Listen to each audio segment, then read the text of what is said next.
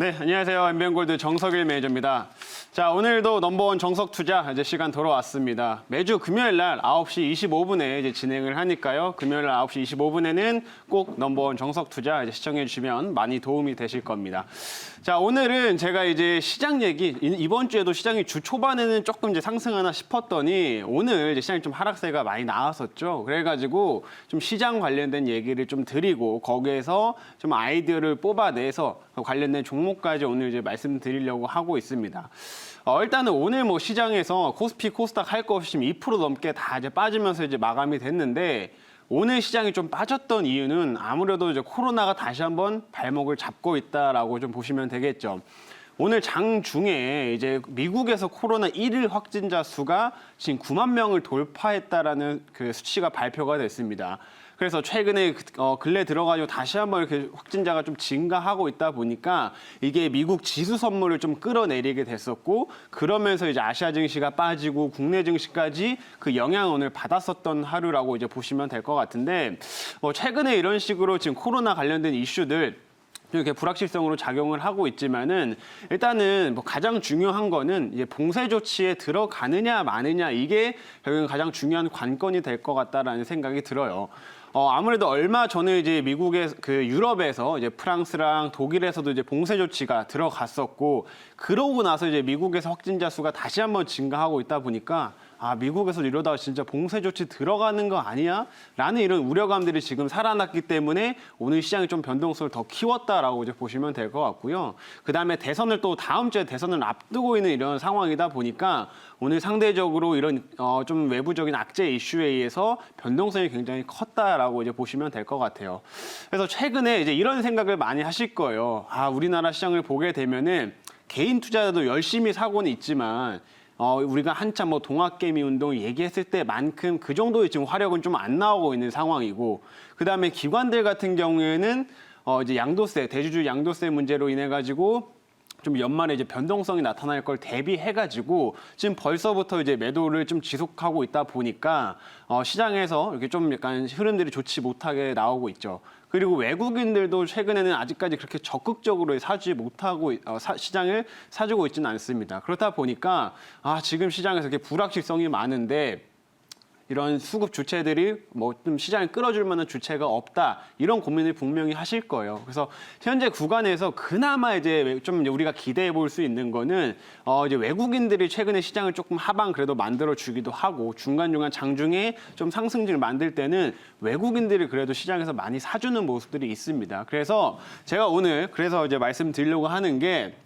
최근에 이제 외국인들이 들어올 수 있을 만한 환경은 정말 마련이 됐는데 왜 아직까지 이렇게 적극적으로 들어오지 않느냐, 언제 돌아올까 좀 요거에 포커스를 맞춰가지고 이제 말씀을 드리려고 합니다.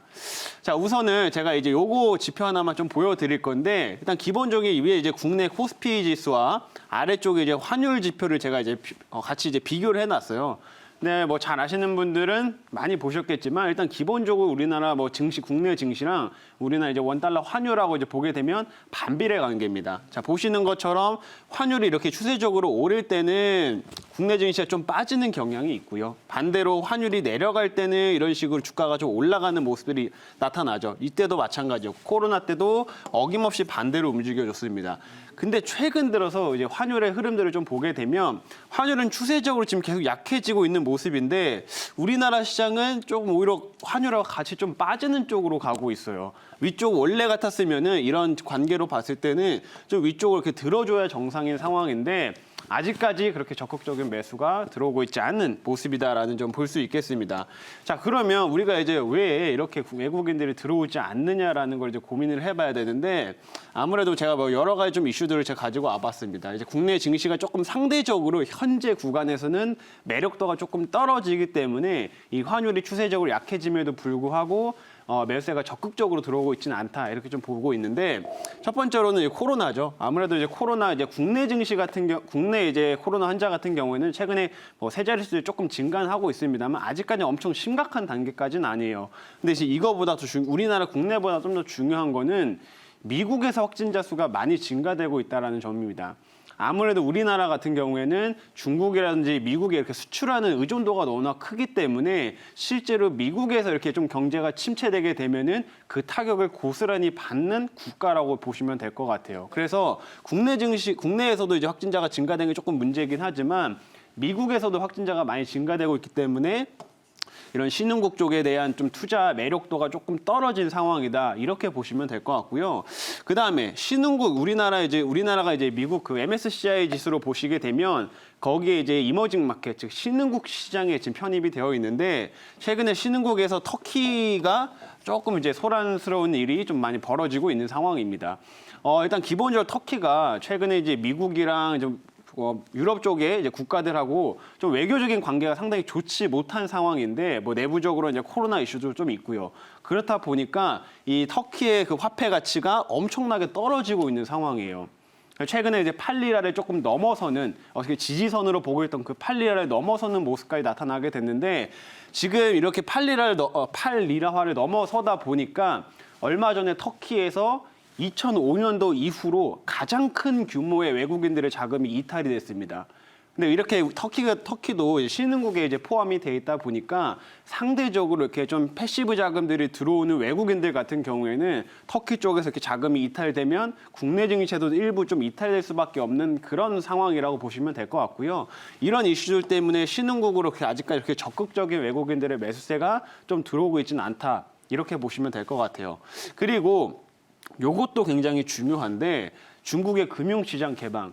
이제 트럼프 대통령이 중국을 엄청나게 이제 압박을 좀 하면서 그리고 예전부터 이제 미국에서 금융시장을 개방해라 요구를 되게 많이 했었죠. 그래서 16년 이후로 중국이 금융시장을 많이 좀 열기 시작을 했는데 이게 최근에 이제 우리나라 시장보다는 상대적으로 중국 시장이 좀 더 매력도가 크다 보니까 우리나라보다는 중국 쪽으로 외국인들의 자금들이 조금 더 강하게 들어가는 경향이 있다라고 이제 보시면 될 것 같습니다. 그리고 여기 이제 추가적으로 볼 수 있을 만한 게 이제 11월 달이 되게 되면 그 중국에서 국민들이 대표적으로 사용하는 그 알리페이가 있죠. 알리페이가 있는 그 알리페이를 담당하는 엔트그룹이 이제 상장을 하게 됩니다. 그게 이제 상장을 하게 되면 거기에 이제 MSCI 지수에 이제 편입이 될 거고 그러면 외국인들의 자금들이 그쪽으로 많이 또 이동이 될 거기 때문에 이런 이슈들까지 더해져서 상대적으로 우리나라보다는 중국 쪽으로 이제 자금들이 좀 이동하는 경향들이 좀 있었다 이렇게 보시면 될 것 같습니다. 그래서 이런 이슈들 때문에 최근에 이제 환율 쪽으로 봤을 때는 우리나라 시장으로 이제 충분히 들어올 수 있을 만한 환경은 마련이 됐는데 왜 안 들어올까? 이런 이슈들이 같이 영향을 미치고 있다. 이렇게 정리해드릴 수가 있겠습니다. 그리고 뭐 이거는 이제 국내의 개별적인 특징인데 연말에 이제 양도세 이슈로 인해 가지고 원래 통상 이제 12월 달에 매물이 많이 출회되고 하다 보니까 그리고 지금 이게 벌써부터 지금 출회가 되고 있죠. 그러다 보니까 어차피 앞으로 좀 변동성이 좀 있는 거 외국인들은 적극적으로 사기보다는 그냥 우리 개인 투자자들 좀 던지는 이런 좀 투매성 물량들만 좀 받아가는 정도의 이제 매수만 보여주고 있는 상황이다 이렇게 보시면 되겠습니다. 그래서 이런 이슈들이 복합적으로 좀 더해져가지고 환율이 좀 이렇게 떨어졌음에도 불구하고 외국인들이 아직까지 좀 많이 들어오고 있지 못한 모습이다 이렇게 정리를 해드릴 수 있을 것 같아요. 자, 그래서 다음으로 한번 넘어가 보면 자, 그러면 우리가 이제 이런 이슈들을 좀 보고 나서 생각을 해봐야 될 게, 그러면 진짜 지금 기관들도 계속 팔고 있고, 개인 투자자들도 옛날보다는 화력이 좀 많이 떨어졌고, 외국인들까지 이제 계속해서 좀 시장을 좀 팔거나, 뭐 우리나라 시장이 적극적으로 안 사주게 되면 우리나라 시장 어떡하지라는 생각을 하실 것 같은데, 제가 보는 관점에서는 외국인들이 우리나라 시장을 영원히 팔 수는 없다. 저는 이렇게 생각을 합니다. 그래서 어느 정도 이제 매수가 좀 들어올 수 있는 환경이 한 11월쯤에는 만들어질 거다라고 생각이 되는데 일단 그렇게 보는 첫 번째가 요겁니다. 기업 이익 때문이죠. 왜냐하면 자, 여기 지금 보시면 이게 최근 자료예요. 최근 자료인데 S&P 500의 EPS 추정치랑 이제 코스피의 영업이익 추정치를 이제 비교해 놓은 거예요. 전년 동기 대비해서 얼마나 이제 성장을 하느냐라는 부분을 지금 기록을 한 건데, 자, 실제 여기 S&P 500 기준으로 봤을 때 회색깔 여 선을 보게 되면 성장하는 폭이 좀 이제 성장은 하지만은 이제 코로나 이후로 회복은 하고 있습니다만은 상대적으로 지금 코스피의 영업이익이 돌아서는 거에 비해서는 많이 부족한 상태다라고 이제 보시면 되겠습니다. 그리고 국내 증시, 우리나라 국내 이제 같은 경우에는 또 미국과는 다르게 이제 코로나에서 또 방역을 잘 하고 있는 또 대표적인 국가이기 때문에 이런 부분에 좀 매력도가 오히려 가면 갈수록 부각될 가능성이 훨씬 높다라고 이제 보시면 될 것 같고요. 환율적인 측면에서도 이미 이제 환경은 만들어져 있기 때문에 외국인들이 영원히 우리나라 시장을 팔 수는 없다. 그래서 언제 11월 달쯤에는 이런 부분들이 강조가 되면서 한 번씩 수급이 들어올 수 있는 환경이다. 이렇게 말씀드릴 수가 있겠습니다. 그리고 추가적으로 좀 볼만한 게 이제 개인 투자자들 연말 매도 규모인데 실제로 이게 과거 5년 동안 이제 평균치를 보게 되면 자 이렇게 쭉 이제 개인 투자자들이 많이 매수를 하다가 통상 12월 달에 엄청나게 이제 매도 물량들이 많이 나오게 됩니다. 이게 거의 5년 동안 거의 이 모습이 반복이 됐다라고 보시면 되는데 이번에는 조금 특징적인 게 양도세 이슈가 워낙 그리고 대주주 이슈가 워낙 크게 이제 시장에서 부각이 되다 보니까 원래 이제 보통 통상 11월 한 12월 달에 이제 나올 만한 이런 매물들이 벌써 10월부터 많이 출회가 됐다라고 이제 보시면 될 것 같아요. 그래서 지금 원래 이제 12월 달 이렇게 많이 나올 수 있을 만한 이런 물량들이 이번에는 10월 달에 조금 많이 분산이 됐기 때문에 생각했던 것보다 11월 달이나 12월 달에는 그 개인들의 매도 규모가 조금 더 줄어들 가능성이 있다. 이런 부분도 이제 하나의 포인트로 볼 수가 있겠습니다. 그래서 우리가 생각하는 것처럼 이번에 10월 달에는 지금 이제 굉장히 좀 양도세 이슈라 대선이라든지 이런 코로나 이슈까지 다 더해져가지고 굉장히 힘든 시장을 좀 보냈지만 상대적으로 11월 달, 12월 초 정도까지는 오히려 괜찮은 시장이 좀 연출될 가능성이 있다라는 점, 이런 점들을 한번 생각을 해볼 수가 있을 것 같습니다. 자, 그래서 이렇게 기업들이 우리나라 영업 이익들이 좀 완만하게 좀 성장을 하고 있는 상황이고 이미 이제 연말에 나올 물량들이 자, 잘 안 넘어가네요. 연말에 나올 물량들이 이렇게 조금씩 이제 선제적으로 분산이 돼가지고 나와줬기 때문에 이런 부분들이 있어서 지금 시장에서 자 잠시만요. 자 지금 화면이 잘 안 넘어가세요. 어쨌든 말씀을 제가 드리겠습니다. 이렇게 12월 달에 이런 식의 연말에 좀 나올 수 있는 물량들이 조금 이게 이번에 분산이 됐기 때문에 오히려 한 11월 장에는 조금 생각보다 안정적인 흐름들이 우리나라 국내 시장에서 나타날 가능성이 있다라고 이제 보시면 될 것 같고요. 외국인들이 그러면 우리가 언제 좀 돌아올 수 있을까를 이제 생각을 좀 해봐야 되는데 제가 생각하는 그런 시점들은 제가 생각하기로는 이제 다음 주에 대선이 좀 이제 끝나게 되죠. 대선 이슈가 이제 다음 주에 불거지게 되고 그 이제 다음 주에 이제 보게 되면은 FOMC 이제 회의까지 있습니다. 그래서 대선이 끝나면서 약간의 대선에 대한 불확실성이 조금 줄어들고 그다음에 FOMC에서 이번에 이제 코로나 이슈로 인한 코로나 이슈로 인해 가지고 이런 경기 부양이라든지 이런 의지들을 FOMC에서 다시 한번 좀 보여준다고 하면은 외국인들이 우리나라 신흥국 시장을 충분히 들어올 수 있을 만한 그런 트리거가 좀 작용될 수 있다라고 좀 생각을 해요. 그래서 아까 이제 말씀드렸던 것처럼 자 넘어가네요. 이런 식으로 최근에 이렇게 넘어갔긴 하지만은 이제 이런 다음 주에 대선이 끝나고 FOMC나 이런 이슈들이 좀 지나고 나면 외국인들이 이제 좀 그 트리거가 돼서 조금씩 11월 시장은 생각보다 좀 반등 여력을 만들어 줄 수 있다. 이렇게 한번 판단하시면 될 것 같습니다. 그리고 이제 이번 주에 좀 특징적인 수급이 한번 이제 포착이 한번 됐었는데 이번 주에 27일에 보게 되면 코스닥에서 외국인들이 한 2,300억 정도 이제 매수가 굉장히 강하게 한번 들어와 줬습니다. 근데 이제 2,300억 정도 들어왔던 걸 이제 과거 이제 정리가 잘 된 자료가 하나가 있어. 제가 어떤 네이버 카페에서 이제 가지고 왔는데, 자 여기서 보시게 되면 지금 2,300억 정도 코스닥을 사준 게 지금 역대 이제 코스닥 증시에서 5번째에 손에 든다라고 보시면 될 것 같아요. 근데 실제로 여기서 이 정도의 규모의 위의 금액들이 이제 사줬을 때는 실제로 이제 그 한 달 뒤의 수익률을 봤을 때 통상 5%, 14%, 21% 등 이런 식으로 오히려 빠지기보다는 그 위쪽으로 좀 올라가는 경향이 있었다라는 점을 확인할 수가 있을 것 같아요. 그래서 이번에 이제 미리 이제 10월 달 이제 말쯤 돼가지고 외국인들의 대규모 매수가 한번 쫙 들어와 줬던 게 이제 11월 달은 어느 정도 좀 외국인들이 좀 이제 매수로 들어오기 위한 어떻게 보면 하나의 좀 준비하는 신호이지 않을까라고 저는 그렇게 생각을 하고 있고요. 이런 과거 통계 자료들로 봤을 때도 이런 대규모의 매수가 들어온 이후에는 오히려 시장이 조금 상승하는 경향이 있더라. 이런 부분으로 이제 보시면 될 것 같습니다.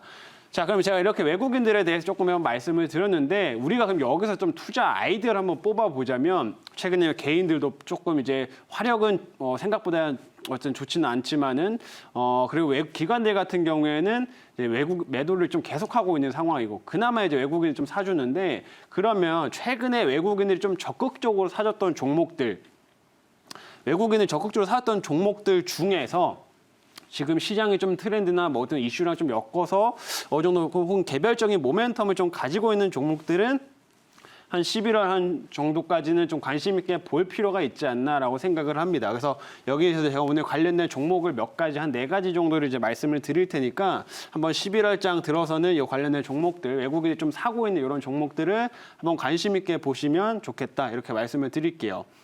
자, 그럼 한번 종목을 이제 한번 소개를 해드릴 건데. 자, 첫 번째 이제 PSK라는 종목입니다. 실제로 최근에 이제 PSK도 이제 외국인들의 매수가 조금 비교적 시총 대비해서 많은 규모의 외국인들의 매수가 들어오고 있는 상황이에요. PSK는 이제 PR 스트립 요거의 이제 시장 점유율 한 40% 정도를 이제 차지하고 있는 업체인데 반도체 장비입니다. 반도체 장비고 저 PR 스트립이 어디에 사용이 되냐면 이 반도체 노광 공정이라는 게 있어요. 이제 빛을 쬐가지고 웨이퍼에 이제 회로를 새기게 되는 그 공정이 있는데. 거기를 이제 회로를 새기 전에 이제 포토레지스트를 이제 보통 도포를 하게 되죠. 근데 이거 회로를 새기고 나면 그거를 이제 그런 소재들을 이제 비워줘야 됩니다. 그 소재들을 없애줘야 되는데 그 소재를 없애는데 그 없애는 장비를 이제 PSK가 생산하고 있다라고 보시면 될 것 같고 글로벌 시장 점유율 한 40% 정도 되다 보니까 회사의 전반적인 경쟁력, 기술력이나 이런 부분에 있어서는 꽤나 압도적인 시장 상황을 유지하고 있다 이렇게 보시면 되겠습니다. 근데 최근 시장 트렌드가 조금 어떤 부분에 좀 부합하는 게 있냐면 얼마 전에 삼성전자의 이제 컨퍼런스 콜이 있었죠. 여기에서 이제 가장 핵심적으로 이제 우리가 볼 수 있었던 내용들은 일단 첫 번째로는 이제 올해 하반기부터 그리고 내년까지 해가지고 삼성전자가 투자를 적극적으로 늘릴 거다라는 이번에 컨퍼런스 콜에서 발표를 해줬고요. 그러면서 두 번째로 이제 7세대 V낸드를 2021년에 양산을 할 거다. 그러니까 쉽게 말하면 낸드 플래시 쪽으로 돈을 좀 더 많이 쓸 거다라는 점을 한번 이번에 힌트를 줬다라고 이제 보시면 되는데 이제 7세대죠. 현재 낸드 플래시 같은 경우에는 이제 128단 이제 그거를 지금 현재 생산을 하고 있는데 한 단계 업그레이드된 173단을 이제 삼성전자가 내년부터 양산을 한다라고 이제 보시면 됩니다. 이렇게 쉽게 말하면 이렇게 단을 이렇게 위쪽을 점점 쌓아 올리는 건데 이렇게 쌓아 올리는 게 많아지면 많아질수록 그 노광 공정 자체가 추가가 됩니다. 같은 걸 이제 한번 똑같이 만들어 쌓고 해야 되다 보니까 그 공정이 추가가 되는데 이 노광 공정에 사용되는 대표적인 또 장비가 이런 식으로 PR 스트립이 사용이 되기 때문에 이거 PSK도 이 이슈에 조금 수혜를 받을 수 있는 종목이다. 그래서 외국인들도 적극적으로 좀 사고 있다라고 좀 판단이 되고요. 뿐만 아니라 비메모리 쪽으로도 매출 비중이 한 20% 정도가 돼가지고 메모리 반도체뿐만 아니라 비메모리 반도체에서도 수혜를 받을 수 있는 대표적인 종목이다라고 보시면 되겠습니다. 자, 그래서 이거 제 주봉을 지금 띄워놓은 건데 최근에 그 조정을 쭉 받다가 이런 삼성전자의 컨퍼런스 콜 이후로 한번 이렇게 수급이 쫙 들어와 주고 있는 모습이에요. 그래서 주봉상으로 한 21선 위치 한 28,000원 선 정도가 될 것 같은데 한 이 정도 가격대까지는 충분히 분할 매수 관점으로는 접근이 가능한 종목이다 이렇게 말씀드릴 수가 있을 것 같고요. 두 번째로는 이제 SNS텍. 요것도 이제 간단히 말씀드리면 블랭크 마스크. 블랭크 마스크 같은 경우에는 이것도 마찬가지로 반도체 공정에 사용이 되는 하나의 소재인데 이거는 일본 기업들이 대표적으로 점유율 90% 정도를 차지하고 있습니다. 일본 기업이. 그렇다 보니까 옛날부터 이제 소부장 관련된 얘기가 나오게 되면 국산화 얘기하면서 이 SNS텍도 많이 언급이 됐었는데 실제로 그 이후로 국산화 작업들이 계속 진행되고 있기 때문에 일본에 가져왔던 점유율이 이 SNS텍 쪽으로도 많이 이동이 되고 있다라는 점 포인트로 보시면 될 것 같고요. 그다음에 이제 통상 3분기까지는 조금 이제 그런 소재의 사용량이 좀 줄어들다 보니까 좀 이제 최근 들어서 많이 올라간 거에 이제 상승폭이 반납이 됐어요. 근데 4분기에는 파운드리 쪽, 비메모리 쪽이라든지 디스플레이 쪽으로도 이제 업황이 좀 개선이 되면서 이쪽으로 매출 비중이 확대가 될 거기 때문에 현재 구간에서는 좀 이제 매력적으로 볼 수 있는 상황이다라고 보시면 되겠고요. 그다음에 이제 이게 이제 핵심인데 내년부터 이제 EUV용 가장 이제 핵심 그 공정 과정인 EUV용 이제 블랭크 마스크라든지 이런 펠리크를 이제 생산하기 위해서 지금 설비 투자를 하고 있기 때문에 이게 빠르면은 2021년에 고객사한테 될 가능성이 매우 높다라고 이제 보시면 됩니다. 그러면 여기에서 나오는 성장성은 아직 실제로 예측을 못하고 있어요. 여기서 얼마나 큰 이익이 나올지를 예측 못하고 있기 때문에 현재 주가가 조정받은 자리에서는 한 번씩 관심 가져볼 만하다라고 말씀드릴 수 있을 것 같고요. 최근에 외국인들도 좀 적극적으로 최근 하락하는 이 구간에서 좀 사주고 있는 종목이다라고 보시면 되겠습니다. 그래서 한 3만 원 선 정도를 지지하는지 여부를 좀 더 추가적으로 확인을 해보시고 접근을 하시면은 그렇게 부담스럽지 않을 거다라고 생각이 되고요. 시간 관계상 두 종목을 좀 빠르게 말씀드리도록 할게요. 최근에 또 외국인들이 메가이CS 요것도 많이 사고 있는 상황인데 호흡기 치료제 인공호흡기를 생산을 합니다. 요거는 아무래도 코로나 때문에 조금 이제 매수세가 많이 들어오고 있다라고 판단이 되고요. 실제로 코로나 때문에 연간 수요가 원래 없던 수요가 생겨난 거죠. 그래가지고 한 8배 정도까지 증가가 됐습니다. 근데 이제 이 인공호흡기 같은 경우에는 아무래도 경쟁사가 그렇게 많지 않다 보니까 메가이CS는 다른 진단 키트에 비해서 수혜를 많이 받고 있는 상황이다라고 보시면 될 것 같고 실적도 꾸준하게 성장을 하고 있기 때문에 한번 관심 있게 보시라고 말씀드리도록 하겠습니다. 메가이CS. 그다음 마지막으로는 자 넘어갔는데 오늘 조금 이제 말이 잘 안 듣네요.